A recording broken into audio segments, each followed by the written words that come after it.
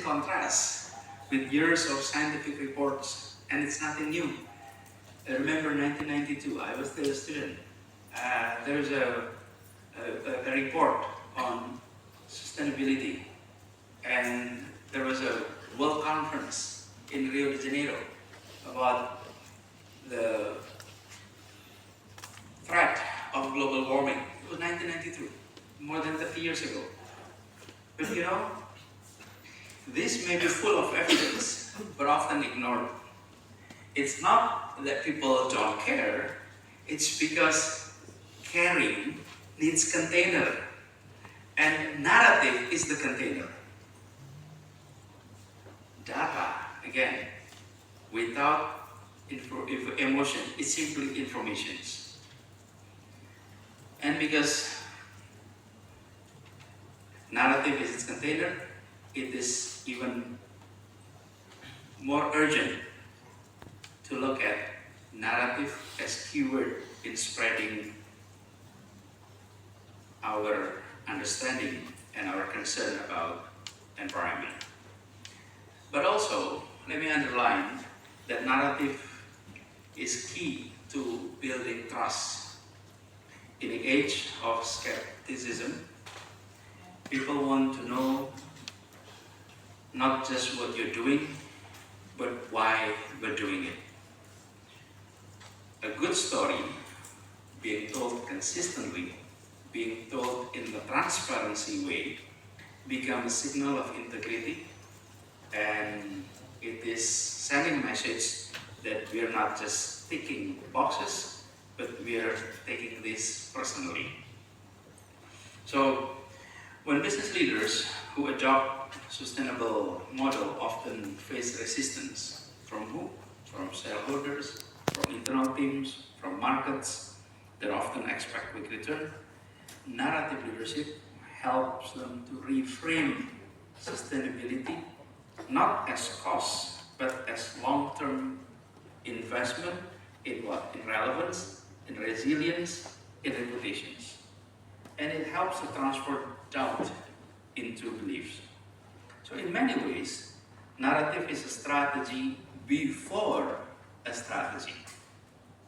So you create the narratives as a strategy before you start outlining a strategy to tackle environmental challenge. Because it sets the emotional and the ethical tone that will shape how every action is received. And a sustainable future requires deep system change. The system don't move unless people do. And people move only when the story makes sense to them.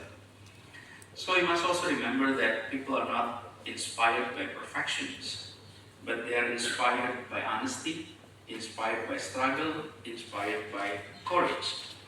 It's not simply perfections.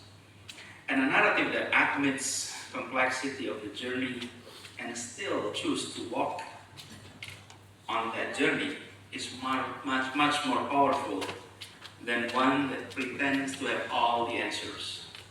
So in this case, leaders who tell the truth and invite others to join in will always go much further. But on the other hand, when narratives is missing, sustainability becomes simply a checklist. It's a checklist about something to measure, something to report, but not something to believe in. When narrative is present, sustainability becomes mission. It becomes something that people can connect to, it's something that people can contribute to, and something that people can be proud of it. So that shift from compliance into conviction is where real change is made. Where real change is began. Can I continue? And I'll respond. So the question is not whether we have enough data. We do, we have enough data. The real question is whether we have the courage, we have the clarity to tell the story that the data is asking us to tell. Because in the end, fact informs, but stories inspire. And the aspirations that turn concern into commitment.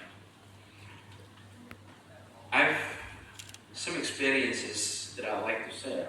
I will not go too long, but I had the privilege to be entrusted to manage the city of Jakarta, a city of 11 million people, the largest city in the southern hemisphere, and a city that contributes about 8% of Indonesian GDP, and one of the most condensed cities in the world. But also the city where massive disparities is present.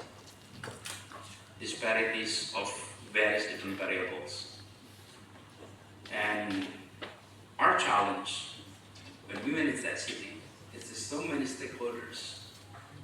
We need to come up with the narratives that can move everyone into set missions, into same goals, into same purpose. And the narrative is about equality. City that is created for everyone. That city that belongs to everyone. That was the narratives. And then with that narratives, we invite everyone